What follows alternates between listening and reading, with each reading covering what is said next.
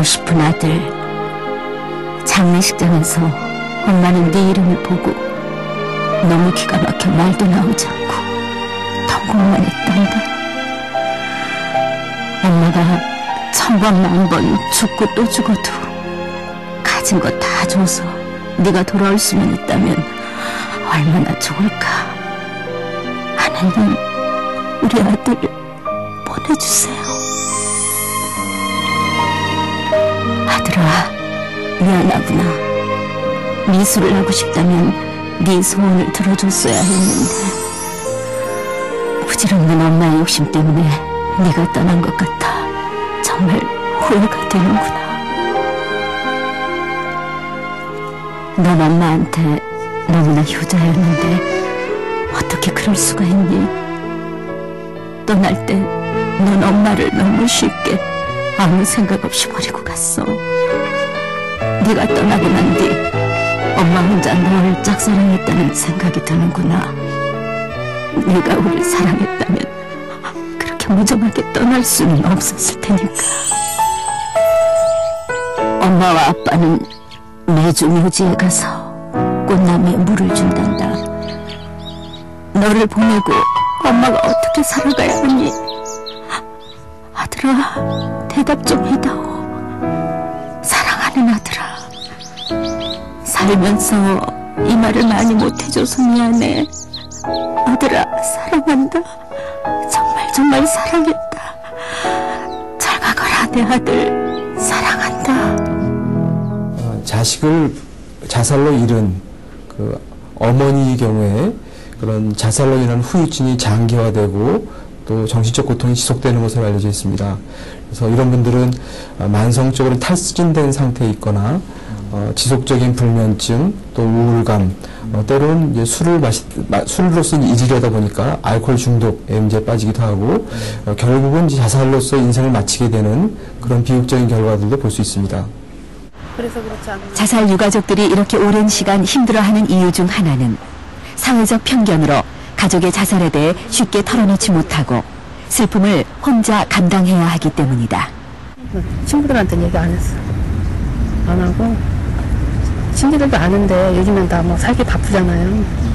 그러니까 뭐 그냥 뭐 별로 좋은 얘기가 아니니까 그런가 보다 이렇게 뭐 그냥 하고 서로 뭐 지내는 거지 뭐 특별히 뭐 위안을 받는다거나 그런 거는 없거든요.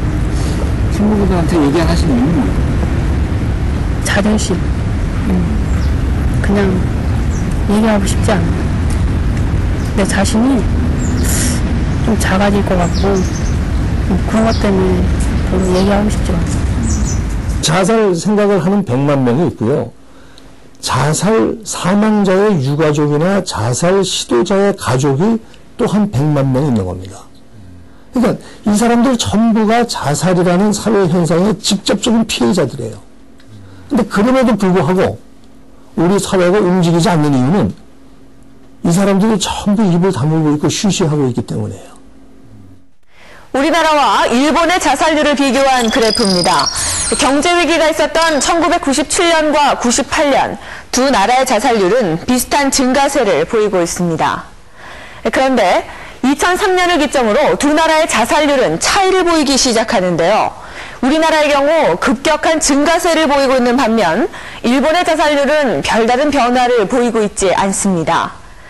특히 2010년 올해의 일본의 자살률을 보면 3월과 4월의 경우 작년 같은 기간과 비교를 해봤을 때 3월에는 약 5% 정도, 4월에는 약 16% 정도가 감소한 것을 알 수 있습니다. 지난 10월 8일 자살 예방 캠페인의 하나로 자살 유가족들을 위한 걷기 행사가 열렸다. 이번 걷기 행사에는 한국의 자살 유가족뿐만 아니라 일본의 자살 유가족들도 함께 참가했다. 일본에서 정신과 의사로 활동하고 있는 후지모토 씨. 그 역시 10년 전 어머니를 자살로 잃은 자살 유가족이다. 어머니가 자살로 돌아가셨어요. 어머니가 돌아가시던 날 어머니를 구하지 못했던 제 자신을 탓했습니다. 아직도 그 죄책감은 사라지지 않고 있어요. 그리고 남겨진 다른 가족들, 특히 아버지는 이미 돌아가셨지만 어머니가 돌아가시고 난 후 정말 괴로운 시간을 보내셨습니다. 그 고통스러워하시는 아버지의 모습을 지켜보는 것도 무척이나 괴로웠습니다. 그가 어머니의 자살로부터 받은 충격에서 벗어날 수 있었던 것은 다른 자살 유가족들과의 지속적 만남을 통해 자신의 아픔을 드러내면서부터였다. 학창 시절부터 자살 유가족 모임에 참여하기 시작했어요. 유가족 모임을 통해 마음을 좋은 방향으로 돌릴 수 있었습니다. 아마 한국에서도 마음을 나눌 수 있는 만남을 통해 좋은 방향으로 아픔을 이겨내는 사람들이 분명 많을 것이라고 생각해요. 그렇게 될 것이라 믿습니다. 일본 도쿄 아다치구청. 자살 예방을 위한 연수 프로그램에 200여 명의 사람들이 모여들었다. その裏に遺書がかかってました。仕事はできません。全くできません。なんだかわかりません。会社に迷惑かけてすいません。ごめんなさい、20数回、すいませんも20数回。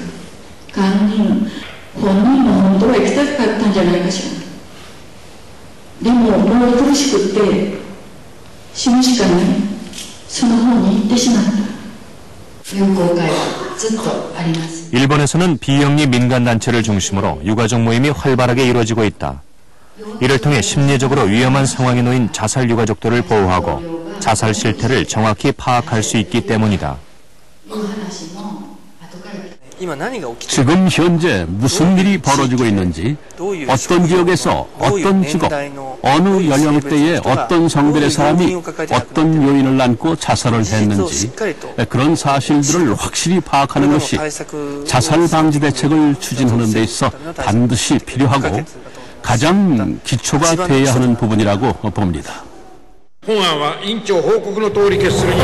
일본 정부는 정확한 자살 실태 조사를 위해 2006년 자살대책 기본법을 제정하고 2007년 자살 종합대책을 수립했다.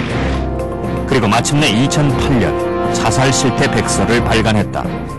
자살에 대한 종합적 실태 파악과 대책 마련에 적극적으로 나서고 있는 것이다.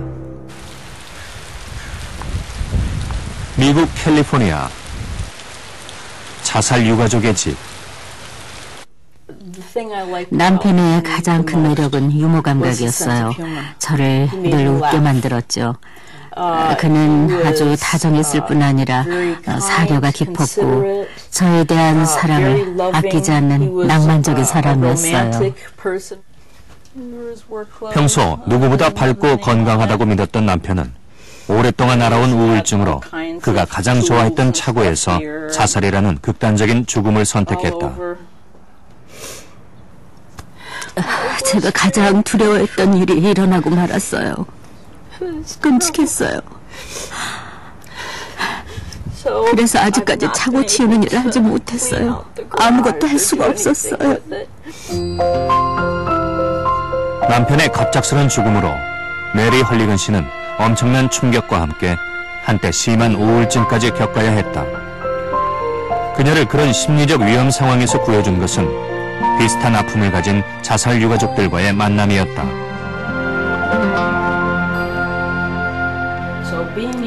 유가족 모임에 나가서 다른 자살 유가족들과 서로 가지고 있는 감정을 공유하는 일은 정말 중요해요. 내가 느끼는 감정, 죄책감을 인정할 수 있게 해주죠. 그런 유가족 모임에 대한 중요성, 가치에 대해 말을 하자면 말로 표현할 수 없을 정도로 커요. 만약 제가 제 감정을 나누고 속마음을 토해낼 수 있는 곳이 없었다면 제가 무슨 일을 했을지 몰라요. 사랑하는 사람을 잃은 충격과 자살자 유가족이라는 사회적 편견까지 가족의 자살 이후 충분한 애도 기간을 갖지 못하는 유가족들에게 슬픔을 함께하고 가족의 죽음을 애도할 수 있는 이런 모임들은 그야말로 그들을 위한 치유의 시간이다. 가족의 자살에 대해서 얘기하며 울 수 있고 화낼 수 있는 곳이 있다는 게 좋아요. 또한 그건 모든 사람들이 저를